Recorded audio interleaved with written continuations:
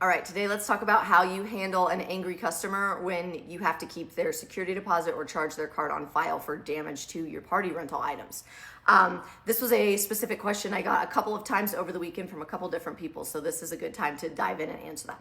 Okay, it is a rite of passage when you own a party rental business that you eventually have to keep a security deposit or charge a card on file for damage or theft. And some people take it in stride and some people freak out and do not handle it well. And so let's talk about how you're going to handle that. Okay, first and foremost, the most important thing to have in a party rental business is your rental contract, because it is for this reason. This is one of the main reasons you have it. You want to have your policies outlined and they agree to it and you agree to it. That's the point of the contract. So people can't say you're being discriminatory. This has nothing to do with the person that rented from me and if I like them or not. This is our policy and our procedure. It is outlined. Everybody has to agree to it and we treat everybody the same. And it's going to say, we're going to take your security deposit and hold it. If an item comes back damaged, I am allowed to take that security deposit to fix the item or replace the item if I need to. And if your security deposit does not cover the full damage, I am allowed to access your card on file and get money there to replace the item that has been damaged or destroyed.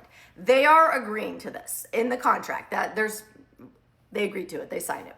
Now, you will get people that say, oh, it was already that way when I got it. I didn't do that. Like that big chip was there, or when it plugged in, whatever. They're going to say that they didn't do it. Here's the thing. There's another section of the contract that says if you get an item and it is damaged or not working properly, you have to let us know immediately, or else the assumption is that you got it in good working condition and you brought it back damaged. You will have people that try to pull that crap of like, oh no, it was already that way. Okay, well, I know it wasn't missing a giant chunk when it went out, but per the rental contract, it stipulates in there that you have to let us know that immediately. You use that item the whole weekend and never said anything, and then when I let you know I was going to charge you a damage fee, you let me know it was already there. That's not how it works. You signed the contract. I'm sorry. You signed that. You agreed to those policies. Now, ultimately, it's your business and your items, and I know when you're brand new to this and someone's throwing a fit, I'm going to tell people not to use you. I'm going to leave you bad reviews, blah, blah, blah. That could be scary and intimidating, and a lot of people are like, it's just not worth the hassle. I just gave them their money back. That is up to you, but that is your item that you paid for, that they rented. So you are well within your rights, especially what's laid out in the contract, to keep those damage fees if they damaged something. So that's up to you. I stick to my guns because I'm not running a charity here. I'm running a business. You rented it from me. You damaged it. You're paying for it. I didn't do it. You did it.